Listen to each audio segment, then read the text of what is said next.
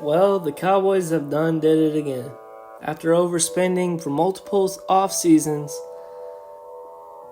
they traded away Amari Cooper to get some more money on the roster. Look, and I didn't mind them wanting to trade Amari Cooper, but for what they got, we need to talk about it, and we're going to break it all down right here on the Losers Win Again. But before we do, hit that like, hit that subscribe button, hit that notification bell if you want to see more content just like this. But yeah, let's go ahead and get into this trade. After the Cowboys traded Amari Cooper and a 6th-round pick to the Cleveland Browns for a 5th and a 6th-round pick, Cowboy fans be like, what the fuck? Yeah, I couldn't believe it. I was saying, what the fuck, when I saw this trade. The Cowboys basically got nothing for Amari Cooper. And I think the main reason why was because when the news leaked out that the Cowboys were willing to cut or trade Amari Cooper, you weren't going to get very much good offers from teams because they know you want to get rid of them. So why would you put that news out there for everyone to see? That's my main concern. If you wanted to trade Amari Cooper, you needed leverage, and the Cowboys had no leverage in this. You would have been better off just releasing them. But I guess getting a 5th and 6th round pick's better than just releasing them, but you could have gotten more for Amari Cooper. Amari Cooper is still a number 1 wide receiver in this league, and it's a damn shame that he is gone. But let's go ahead and look back at what he did in the 2021 season with fantasy stats. So in 2021, Amari Cooper was 27th in fantasy points for wide receivers. He was 12th in the league with 8 touchdowns. He was 30th in the league with 865 receiving yards. Contested catch rate, 44.4, was 24th in the league. And drops was 6, and that was 58th in the league. Look, even missing a lot of games, he still put up pretty damn productive numbers. I understand why the Cowboys released him, because they were paying him way too much money, and they didn't want the Washington football team at the time to sign him, which that all is fine and dandy. But whenever you trade a guy of this caliber, you need to get more back. That's just what I'm so irked about. But yeah, his stats were not bad last year. He missed some games due to COVID. I think he missed a game or two due to injury. But other than that, I think him getting traded to the Browns is something good for him. I think he will finally become the sole wide receiver 1. And we'll get into that and why that's so important here in a minute. So now we're looking at the players that are going to be affected the most by this and fantasy stocks that are going up. And atop the list, of course, we got to talk about Amari Cooper. His stocks are going up now that he is the sole wide receiver number 1 in Cleveland. It's rumored that Jarvis Landry has been granted to get traded. He can go look for a trade request for a team. So he looks to be out. And the Browns literally have nothing else at wide receiver. Donovan Peoples-Jones, Rashard Higgins, those guys are nothing even close to the talent of Amari Cooper.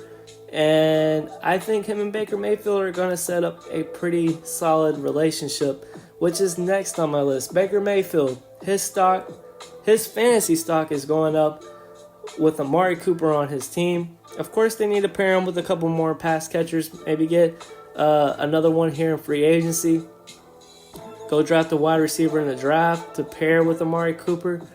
But this is a great signing, and I think Baker Mayfield is going to ball out this year.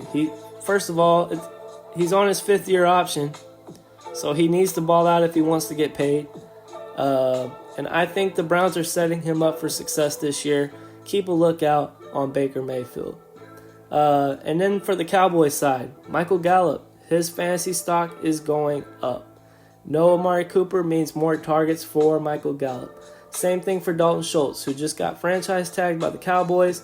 He will be back in Dallas, and he is now Dak's security blanket. And with that being said, his stats are going to go through the roof.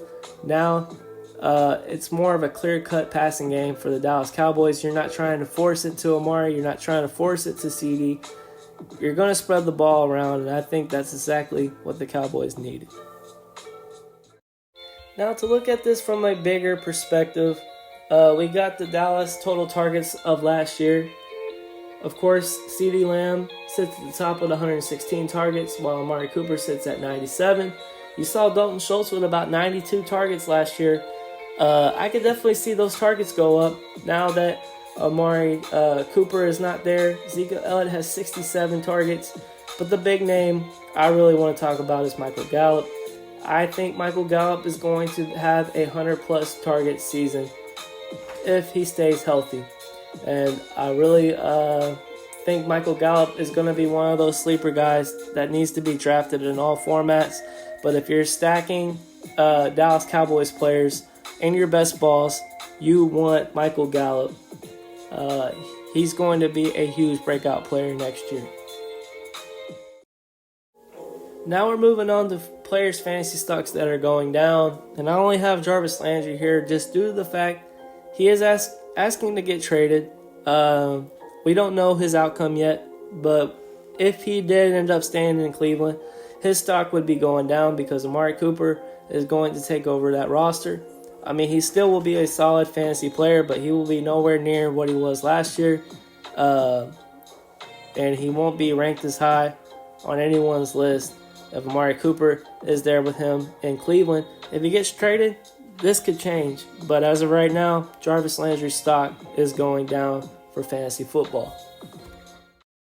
And let's just go ahead and look at what Amari Cooper's taken over target-wise. Jarvis Landry only had 66 targets last year. Nowhere near 100.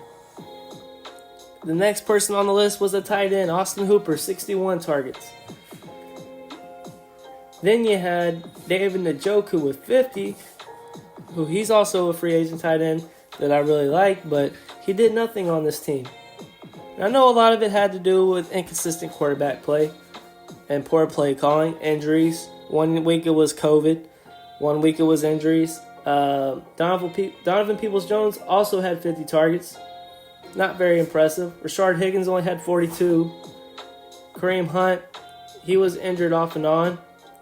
He only had 27, and he's supposed to be the pass-catching back for this team. Nick Chubb, 25 targets. Not a pass-catching back, so I understand that. Harrison Bryant, 24. The list goes on and on. This was a terrible receiving corps last year. So acquiring Amari Cooper automatically makes it way better. And with or without Jarvis Landry, Amari Cooper is going to take this receiving corps to a whole nother level.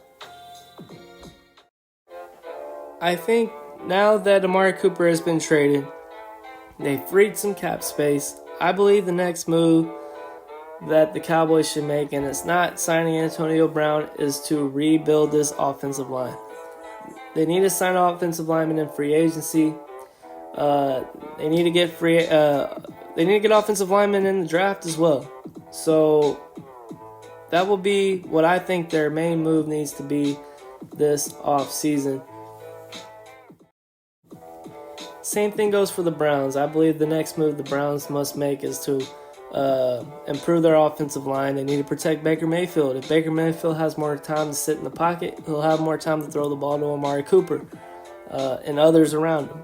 So, yeah, I believe that's the main move the Browns need to make this offseason. There you have it, folks. That's what I think about the Amari Cooper trade fallout. If you like what you saw, hit that like, hit that subscribe, hit that notification bell, and drop in the comments, what do you think? Is Amari Cooper going to be a good fit with the Cleveland Browns? Did Dallas make the right decision to just trade him for a 5th and 6th round pick? Let me know what you think in the comments section. And thanks for watching. The losers win again.